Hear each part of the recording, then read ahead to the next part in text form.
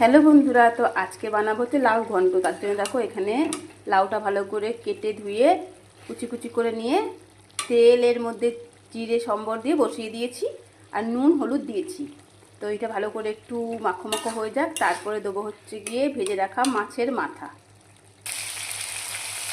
দেখো লাউ ঘন্টের জন্য মাছের মাথাগুলো ভালো করে ভেজে নিচ্ছি।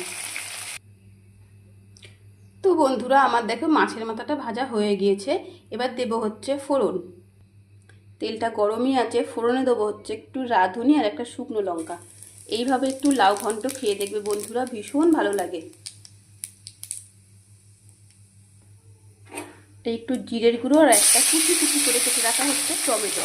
এবার দিয়ে দেবো, টমেটোটা একটু কষে যাক, তারপরে দিয়ে দেবো মাছের মাথা। কি হতো, লাউটা আগে থাকতে সিদ্ধ হয়েছিল, ওই জন্য টমেটোটা একটু ভালো করে কষিয়ে নিলাম। এবার দিয়ে দেবো হচ্ছে মাছের মাথাটা।